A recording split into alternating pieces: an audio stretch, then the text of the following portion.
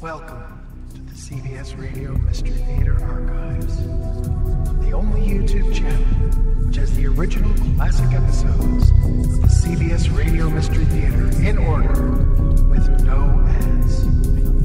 Thank you for listening, and now, enjoy the show.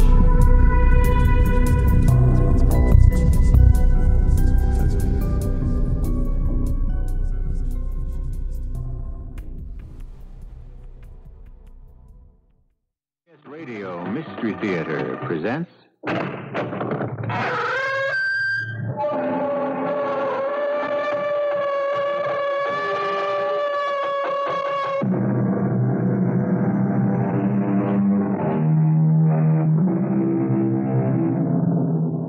Come in. Welcome. I'm E.G. Marshall. Murder, we are told, will out.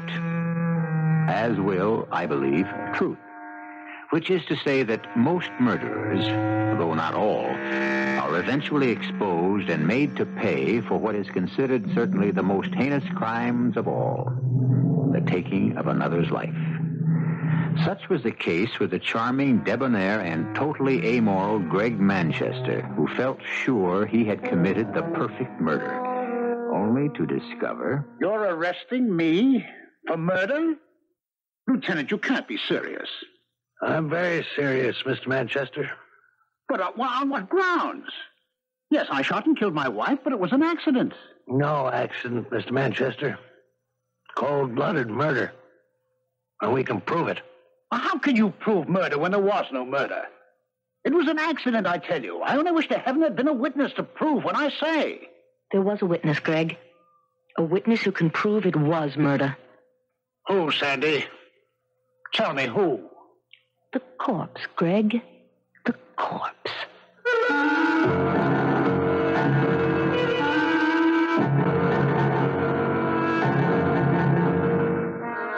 Our mystery drama, The Eye of Death, was written especially for the Mystery Theater by George Lowther and stars Joan Hackett. It is sponsored in part by imported Vigna Rosé wine and Buick Motor Division. I'll be back shortly with Act One.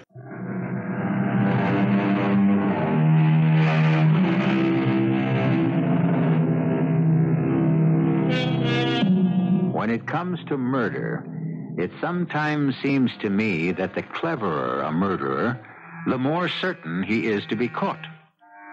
For as the annals of crime reveal, he tends to outsmart himself.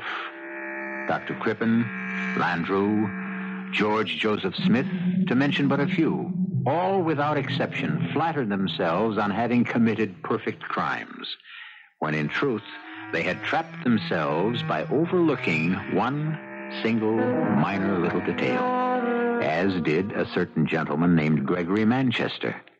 Listen. Murder? You are accusing me, Sandy, of planning to murder your mother?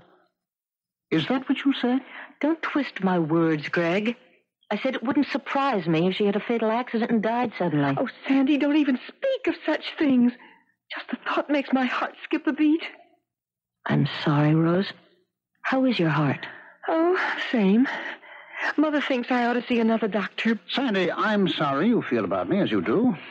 I hoped when I married your mother that you'd become as much my friend as your sister has. Why, if you could have heard me talking about you at my club, how proud I was going to be to have the famous photographer, Sandy Oakes, for a stepdaughter. Can't we be friends, Sandy? Friends? Sorry, Greg, but your charm is wasted on me. You charmed my mother into marrying you, charmed her into turning over all of her money to you, charmed her into taking out a $100,000 life policy with you as a beneficiary. Well, now, my dear, why not? After all, Sandy, I am her husband. And a fast worker. Married less than a month. You certainly haven't wasted any time getting this marriage to pay off for you. Oh, now you're accusing me of marrying your mother for her money. Is that it, my dear? You can believe it. Oh, now, Sandy. Rose, it's true, and I'm telling you straight out. This clothes horse with his blonde hair and his Sir Walter Raleigh manners is nothing more than a sharp operator, a con artist, And that's what I've come here to tell my mother, and I will tell her if she ever gets out of that bath and comes down here. Sandy, you're all upset. Upset? I'm steaming, and I've been steaming ever since I heard about this new life insurance policy. When Mother phoned and said that she'd just taken out a $100,000 policy with dear Greggy as a beneficiary, I could have... Oh, what is that? What? Oh, it's a stain on the ceiling. It's a water stain. The bathroom is just above us here. Oh, now, don't tell me the tub's overflowed. What? If your mother's had another of her fainting spells in the bath, you better get up there. Come on. What fainting spells? Mother's never had a fainting spell in her life. Oh, no, you're wrong there, Sandy. She never told you, but she's had a number of them. Sudden blackouts since your father died. The shock of his death, I don't know. And she's had 2 since we married a month ago.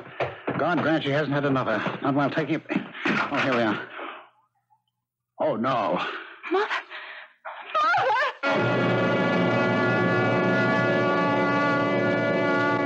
He killed her, Joe. He killed her. Now, sweetheart, Joe, he did. He drowned her in that tub. All of that talk about sudden fainting spells, blackouts. No way, Joe. No way. Now, look, my dear, lovable bride-to-be, I don't like Gregory Manchester any more than you do, and I couldn't agree more that he's the phony you claim he is, but you're no fool, Sandy. A camera nut, maybe, with that camera of yours always slung around your neck, but you... Joe, photography is my business, and I don't know how many pictures I'd have missed if I didn't keep this high-powered Instamat ready at all times. And really, I don't know why it bothers you. Well, it's nothing. Oh, excuse me. Yes. Yes. Have them come right in. Manchester and your sister. I'm going to try to get Rose to move in with me now that Mother's gone. Come in, Rose. Mr. Manchester. Thank you. Hello, Sandy. Hello. How are you feeling, Rose? Oh, all right. I want to talk with you privately after the reading of Mother's will. What about, Sandy? Later, dear. Well, we're all here, so I'll get started. I, Geraldine Oakes Manchester, a resident of the city of... Wait a minute, Joe. Yes? Geraldine Oakes Manchester? Your mother made a new will after she married Mr. Manchester, didn't she tell you? No. Well, she told me she was going to. She didn't. I'm sure I know why. Another slap at me, Sandy. Are you implying I changed her mind about telling you? If the shoe fits, Greg? Now, hold it, please. We're here for the reading of a will, and I suggest we get on with it. I, Geraldine Oakes Manchester, a resident of this city...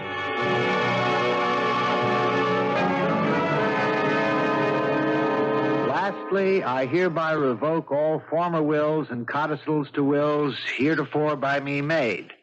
In witness thereof, I have hereunto set my hand and seal this 10th day of October, signed Geraldine Oakes Manchester, and witnessed, etc., etc., etc. Well, Mr. Manchester, you've inherited quite a fortune. Plus $100,000 in insurance. While Rose gets nothing, nor do I. Well, as your mother stated in her will, Sandy, she trusted me. Implicitly trusted me to see that Rose was well cared for. And you? I don't need Mother's money, but Rose... Oh, Sandy, you can trust Greg. Mother did. I do. I know you do, Rose. You trust everyone. You always have. Possibly because she hasn't let the world make her as cynical as it has made you. Oh, now, just a minute, Mr. Manchester. I can take care of myself, Joe. More important, I can take care of Rose, and I mean to. But, Sandy, I'm going to be all right. Greg will... leave you to starve if I know Greg, but he isn't going to because I'm not going to let him. I'm going to break this will. Sandy... I mean it, Joe. He conned Mother and he fleeced her. Well, you're not going to get away with it, Greg. I'll break this will if it's the last thing that I do. And may I ask exactly how, my dear? By proving you murdered my mother and meant to murder her from the start.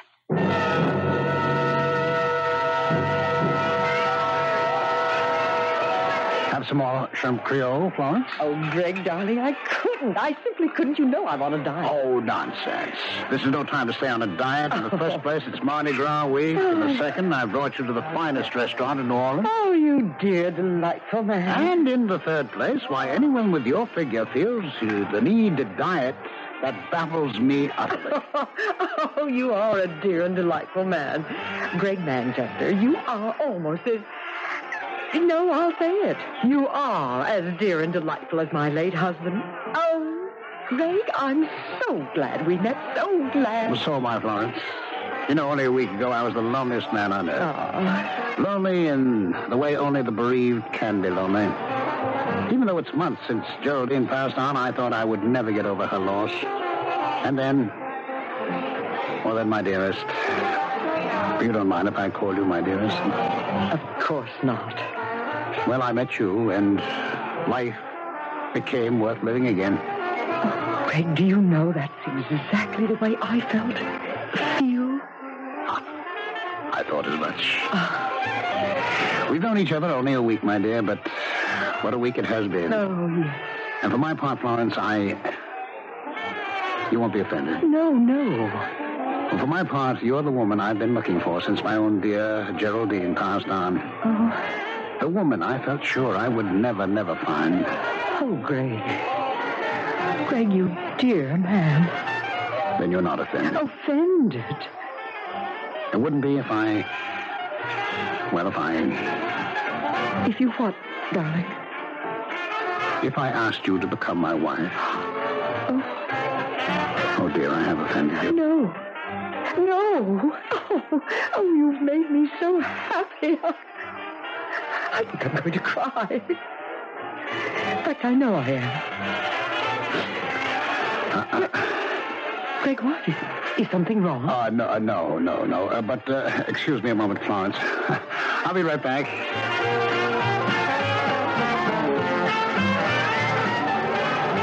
Well, Sandy Oaks, girl photographer, camera and all. Greg Manchester, con artist and murderer. Next victim and all. What are you doing in New Orleans? Mardi Gras week. I'm covering it. For Cosmopolite. You're lying. You found out I was living in New Orleans. You followed me here. Care to see my press credentials? If Cosmopolite sent you, you asked for the assignment. How right you are. Now you listen to me. Any more trouble from you, and I'll make you know what trouble really is. Trouble? What makes you think I'm out to give you trouble, Greg? Because you followed me here, because I suddenly spotted you snapping a picture of me and Mrs. Chapman. I took more than one before you noticed me, Greg. They may come in handy. I don't see how. Well, then, look over there, Greg. See that sign? The one that reads Mardi Gras Week? Exactly. From that angle, I caught not only you and Mrs. Chapman, but that sign hanging behind you on the wall. So what? The time element, Greg, and the place. I can hear a district attorney saying to you at your trial for murder, quote, "You did know the widow, Mrs. Florence Chapman, as early as Mardi Gras week, didn't you? In New Orleans, wasn't it?" Unquote. My murder trial. You're all going to kill her, aren't you? For her money? After you marry her? Tell me, does she have any children you can leave penniless as you did my sister Rose? She went to live with you. You're very successful, plenty of dough. You take care of her. I am. I'm also going to take care of you. Now, Sandy, I warn you. Cool it. Con man, I am not my mother that you're talking to now, nor my sister Rose, or that lovely victim of yours over there. A photographer gets around. You think you're the cleverest thing that ever happened. You are. But, Buster, it's your cleverness that's going to put you behind bars, because somewhere, somehow, you're going to think you're so clever that you'll make one little mistake, one fatal little mistake, and when you do, I'm going to be there. Be smart, eh? Get out of my life and stay out of my... Excuse me, I don't mean to interrupt, but, Greg, dear, won't you introduce me to that very attractive friend here? Well, dearest? Yes, of course. Sandy Oaks, my stepdaughter. Oh, you're not the daughter of that poor woman who drowned accidentally. Yes, Mrs. Chapman, I am. You know my...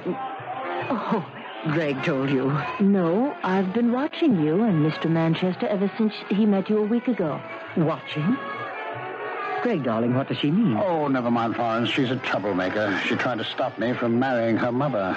I tried to stop you from murdering my mother. Oh, gracious, that's talk. You're in a restaurant. Mrs. Chapman, let me give you a tip. A tip that will save your life. Say goodbye right now to this charming, well-dressed murderer. Say goodbye and go on living. Well, Greg, I believe you're right. This girl, well, I don't know what she is, but she is. I'm sorry I came over. I'll wait for you at our table. Yes, of course, Florence. Well, you see? She's as naive and as trusting as my mother and my sister. Or others you've murdered. Oh, so it's others now. Look, Sandy, you said I'm clever. Well, I am clever. A hell of a lot cleverer than you are, doll. I guess the only way to get you off my neck is to prove it. And just how will you do that? The only way I know. Murder. Don't get me all choked up. I know you. I'm ready for anything you try. Murder me? You don't have much of a chance, Mr. Manchester. Oh, murder you. No, not you. Who then? Your sister Rose, whom you love so much. Who else?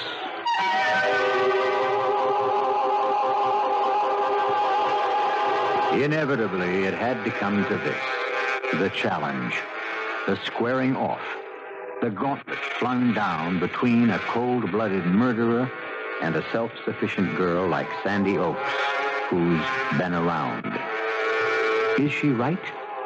Will Greg Manchester make that one fatal mistake she says he will? Perhaps we'll find out when I return for Act 2.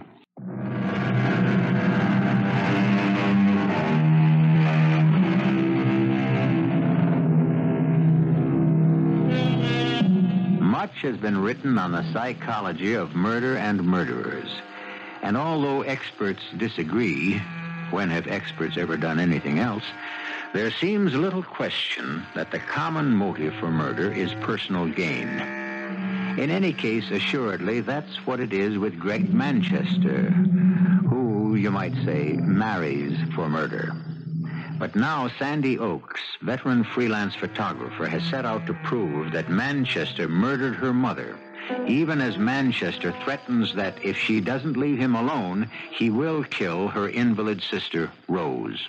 Sandy, your mother drowned in her bath after suffering a blackout. My mother never had a blackout, a fainting spell in her life. Manchester spread that story to cover himself. Yeah, but you can't prove it.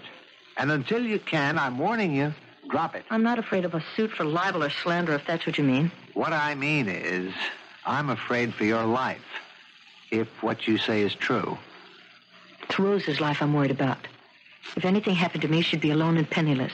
You don't ever have to worry about Rose while I'm around. You know that. Of course not. But, good Lord, I didn't realize it was this late. I've got to rush. What? Just when I was about to invite you to lunch? I'm sorry, darling, but I'm due at the Metropolitan Photographic Exhibit in half an hour. I promised to advise the committee on how to hang the prize exhibits. Oh, including one of yours. Which reminds me, I owe you an apology. An apology because I won a prize? Well, I'm always kidding you about carrying that fancy camera of yours, but if you hadn't had it with you and shot from the hip that day, you'd never have caught that picture of an old man being mugged. And the muggers. Oh, the cops nail them because of what I photographed. Which reminds me, I've got to see Lieutenant McCoy at headquarters after the photo exhibit. What for? The information I dug up in New Orleans about Greg Manchester. Now, it may not mean anything to you, darling, but I'm hoping it will mean plenty to Lieutenant McCoy. It means nothing to me, Sandy, nothing at all. But, Mac... Sandy, I checked it out. Yeah, sure, Manchester was married before he met your mother. And sure, his wife died of an overdose of sleeping pills, but the coroner's verdict was death by accident. Oh, Mac, you put me away. You really do. I don't get you. His wife dies of an overdose of sleeping pills, and he inherits over $50,000. He marries my mother. She dies by drowning. He inherits every cent she has, plus an insurance of $100,000, taken out less than a month before. 2 deaths, 2 so-called accidents, and Greg Manchester hits the financial jackpot. That doesn't strike you as fishy? Oh, yes, but Now he's going to marry this other wealthy widow, Florence Chapman, less than 3 months after my mother dies. Sandy... Oh, and he threatens to kill my sister Rose if I don't lay off. And you sit there and you tell me that you don't think that Manchester is a cold-blooded murderer? No, I didn't say that. I said he's clean, Sandy. As a cop, I got to play it by the book, the rules of evidence. Maybe Manchester did kill your mother and his previous wife, but I haven't got a shred of evidence to prove he did, and neither of you. Well, have you? No. No, but I'm going to get it. Sooner or later, Manchester is going to make one slip. One little slip, and I'm going to be there when he does.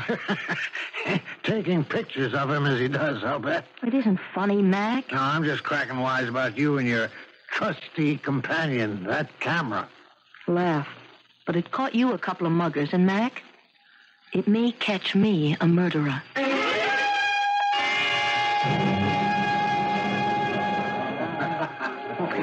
There's a bench, Rose. Want to sit for a while? Oh, no, Sandy, no. I'm too excited to sit still. You're too excited, period. Oh, I'll be all right.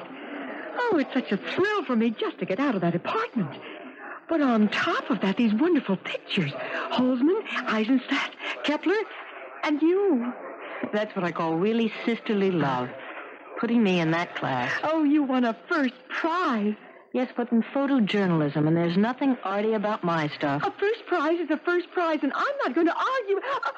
Rose. Oh, Sandy, maybe I'd better sit down for a minute or two. Yes, right there. How bad is it? It's not bad.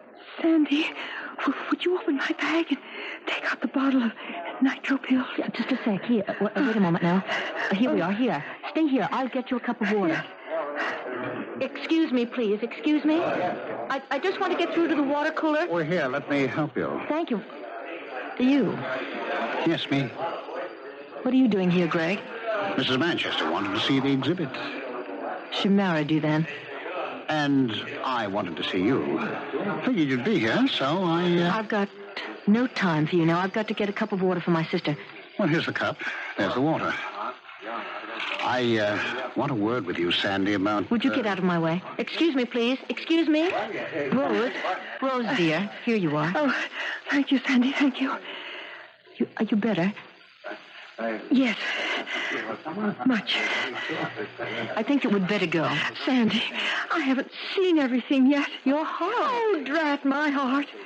My first day out of the apartment in weeks. I'm going to make the most of it. I'm going to see everything there is to see. Oh, look who's here. Hello, Rose. How are you, Greg? Never better. You? Pretty well. Thank you. I meant to call on you when I got back from New Orleans, but I felt your sister wouldn't approve. You're right, Greg. Her sister wouldn't. No, you too. It's all right, Rose. All right. Sandy and I aren't going to have a scene. I only want to say hello. So, if you'll excuse me, I'll rejoin my wife. Goodbye, Rose. Goodbye, Sandy. Oh, give my regards to Lieutenant McCoy next time you see him, will you? Lieutenant McCoy? The police lieutenant you went to see this morning. About a certain little matter. How do you know that I want to see McCoy? And what I want to see him about? Oh, does it matter? I know. I think it was very foolish of you, Sandy. Do you? Oh, yes, very. In fact, as I intimated to you in New Orleans, it could even be dangerous. Deadly dangerous. Not for you. Not immediately for you. Well, goodbye for now. Sandy, what was that all about? Nothing, Rose. Nothing. What did Greg mean? It could be deadly dangerous. It's nothing for you to worry about, Rose. Well, all right, if you say so. Funny, though. What? I'm worried somehow. Suddenly, I'm very worried.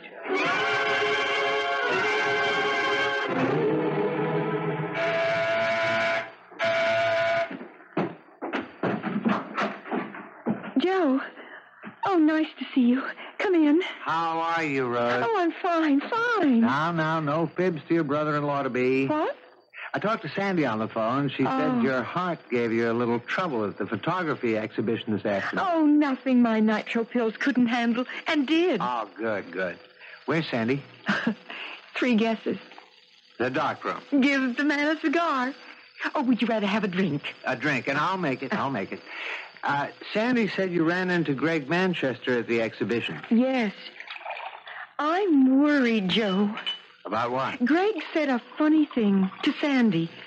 It seems he heard somehow she'd gone to see Police Lieutenant McCoy. McCoy. McCoy, about something. He didn't say what. And Sandy wouldn't tell me, but anyhow, he said he thought she was very foolish to do anything like that, and that it could be deadly dangerous. Those were the words he used, deadly dangerous. I see. Sandy didn't tell you? No, she didn't. But not for her. That was the funny part of what he said. Not deadly dangerous for her. Not immediately. Rose, what is it? Heart pain, chest. Your nitroglycerin pills. They... Sandy! Sandy! What is it? Oh, no. Where are pills? Bedroom. I'll get them. Rose, now let me get you to the couch. Lay you down here. Ah, there. Cushion behind your head. Sandy, hurry it! Yes, here. Here, Rose. Open your mouth. That's it. Water, Joe? Yeah. Hi, Joe. Yeah, here you are. All right now, honey. Swallow the pill. Swallow it, dear. That's it. Okay, all right. Sure to be all right in a moment or two. Rose, dear. Is it having any effect? Oh, Rose, is the pain letting up? Rose? Joe! Here, let me... Joe?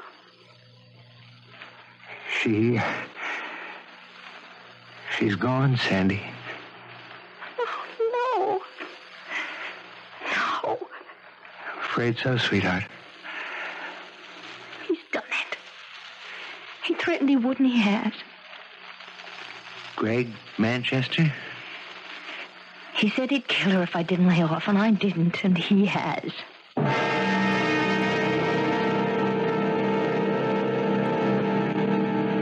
Thank you, Mac.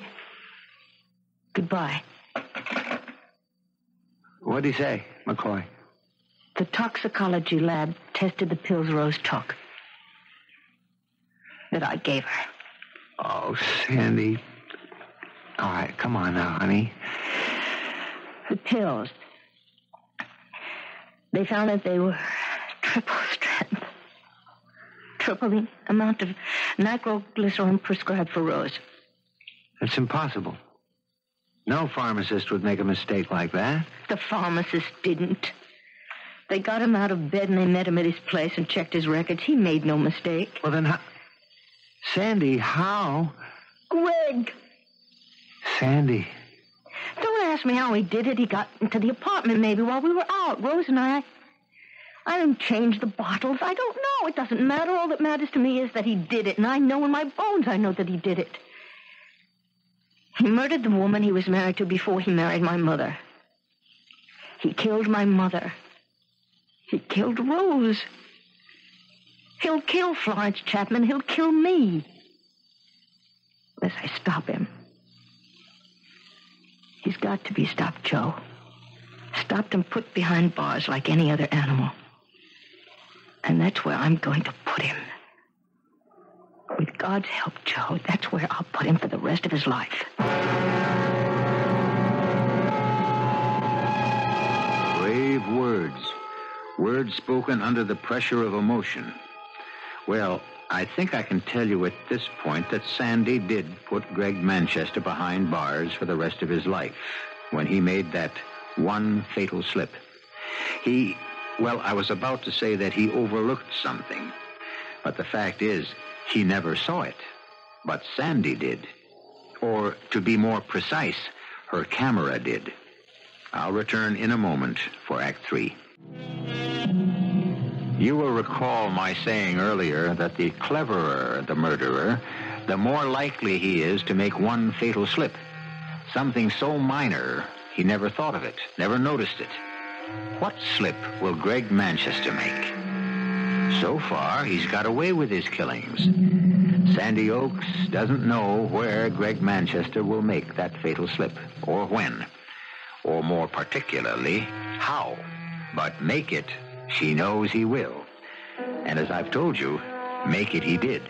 The question is, what insignificant but very final mistake did he make? You dare show your face here? I came here to this funeral home to see Rose for the last time. I am her stepfather, Sandy, and have the right. Murderer. Sandy. Get him out of here, Joe. There's no need, Joe. I'm going. May I have a word with you outside? Of course. Sandy, pull yourself together. Well? Joe, you're a lawyer. Would you give me some advice? What am I to do with her? She hates me. Has hated me from the moment we met.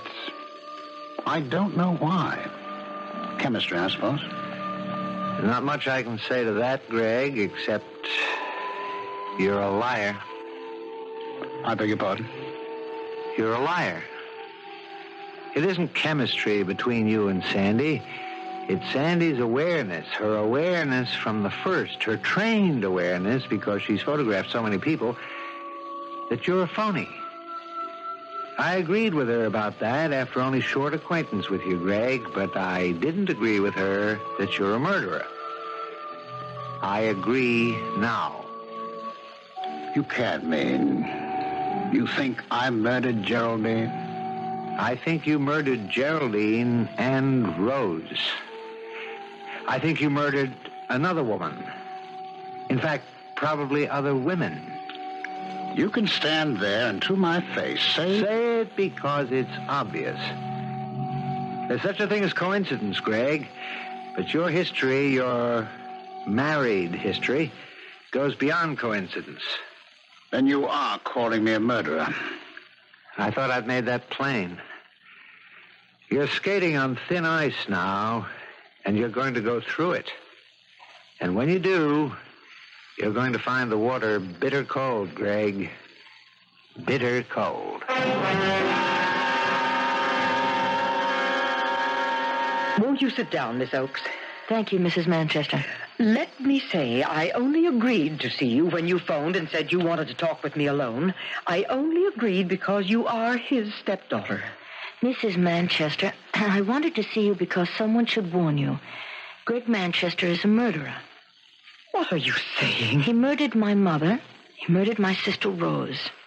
He murdered the woman he was married to before he met my mother. He's going to murder you. My dear, do you realize the gravity of this accusation? The important thing is that you realize What I realize is that you are a bitter and malicious young woman who, for some reason, I am totally unable to understand, wants to malign a man who has never done anything but good for you. Good? What do you mean? Your mother left him all her money, didn't she? Yes. He was also the beneficiary of her life insurance, wasn't he? Yes. And all of this, the fortune he might have had, he turned over to you and your sister. Is that not so? It certainly is not so. Greg told me. Then he lied. He tricked my mother into giving him control of her money, power of attorney, and all of that, and then taking out a $100,000 life insurance policy, and then he killed her. Can you prove that? No. I can't, not yet. But whether I can or not, I think what you should keep in mind is that at least 2 previous wives have died suddenly and mysteriously after giving him control of their money. Have you? Why, yes, I have. Oh, but I can't believe this. I won't believe it. My husband is one of the most dear and delightful men I've ever met. Thank you, my dear. Thank you for your trust in me. Greg, we didn't hear you come in. Well, I'm glad you didn't. Otherwise, I'd not have overheard my stepdaughter's accusations. Sandy, I must ask you to leave. And please, don't come back. Goodbye, Mrs. Manchester.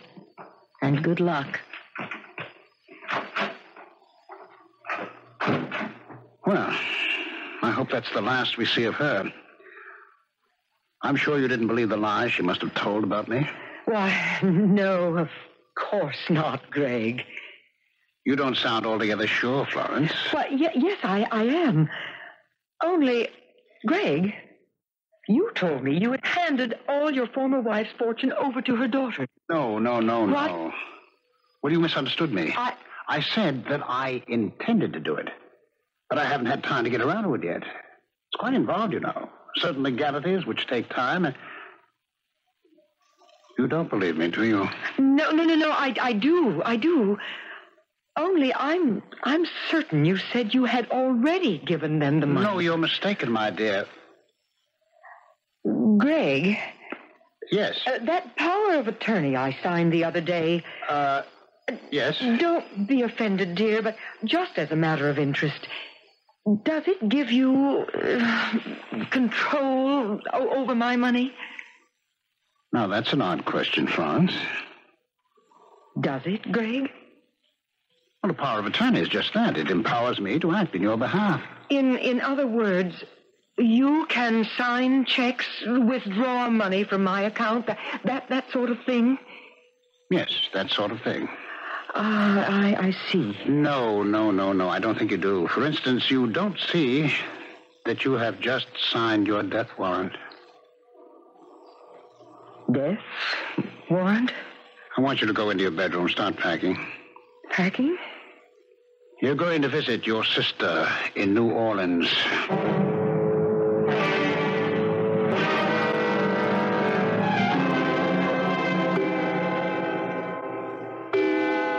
Midnight. Make the call, Florence. Make it or I'll shoot you right now.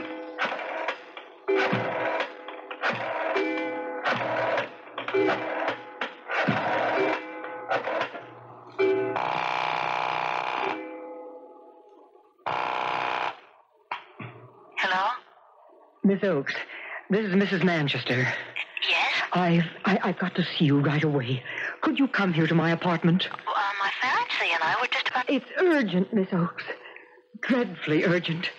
Please come. Of course, all right. We'll be there as soon as we can Oh, make it. thank you. Goodbye. She's coming right over? Yes. Greg, please don't kill me. I'm sorry, Florence. I'll give you my money. I've already got it. Then why kill me? Pleasure, my dear. Simple pleasure.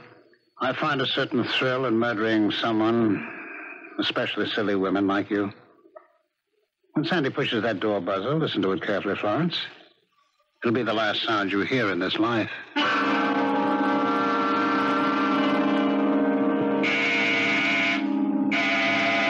Greg!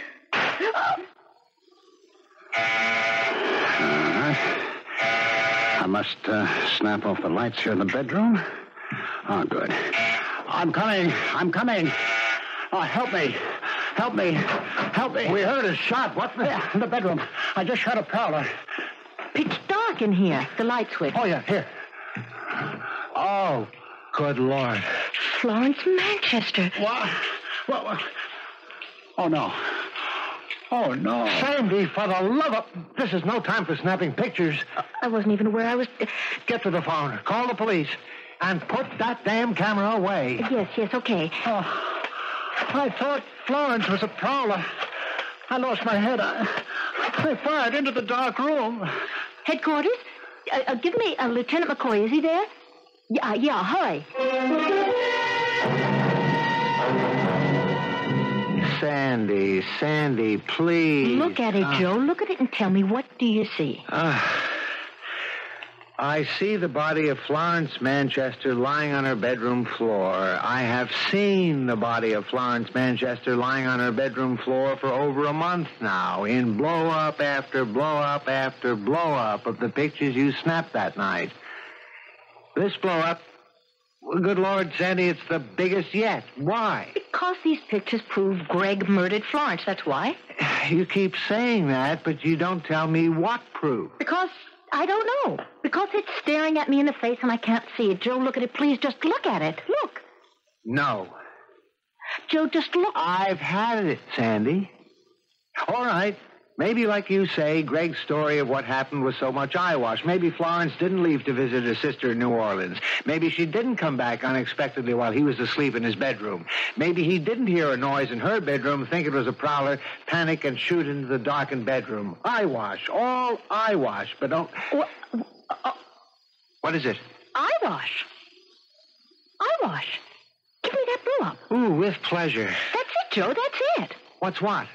The proof that he murdered her. The proof I've been looking for but couldn't see, Joe. Florence Manchester's eyes. Look at her eyes.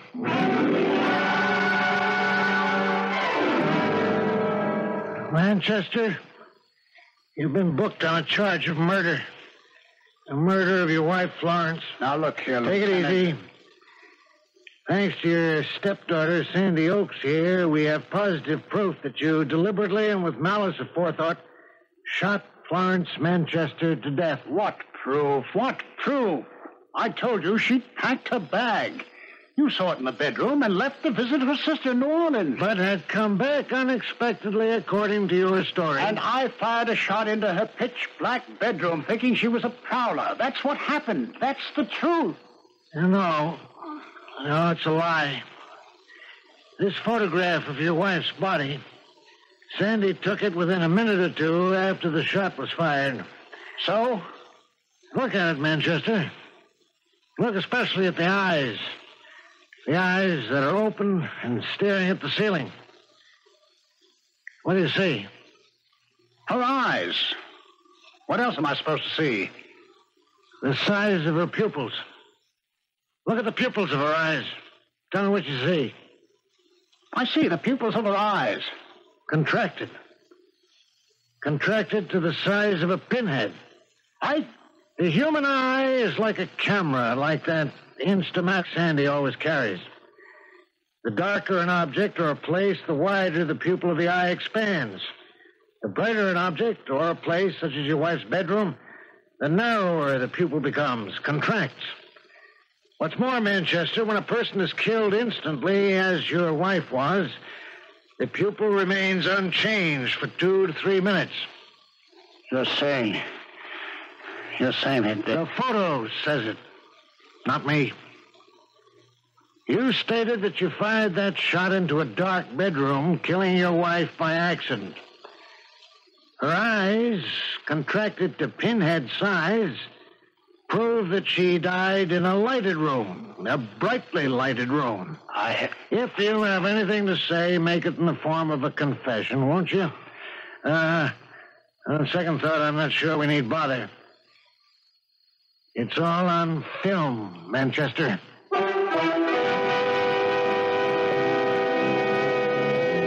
A picture, they say, is worth 1,000 words.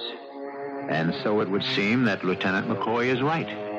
No words of Manchester's in his defense could possibly disprove the truth of his wife's dead, accusing eyes. I'll be back shortly.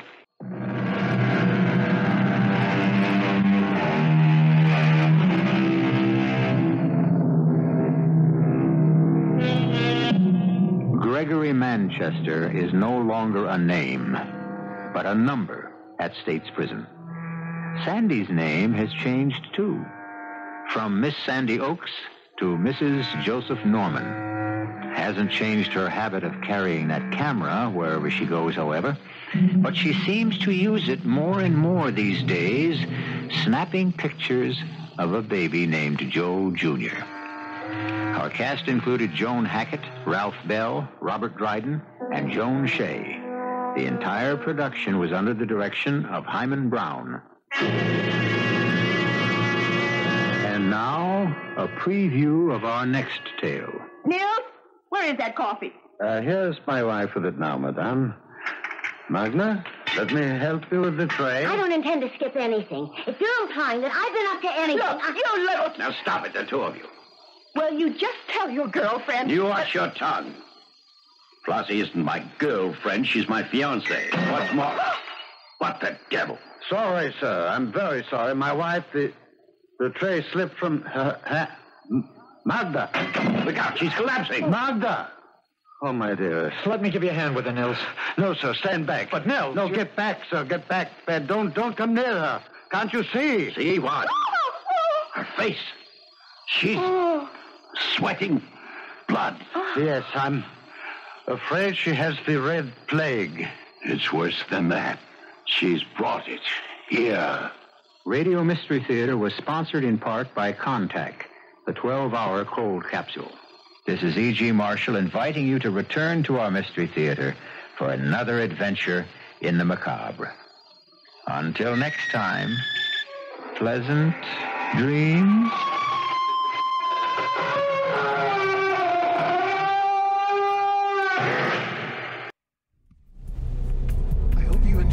episode of CBS Radio Mystery Theater. If you've enjoyed this and want to hear more,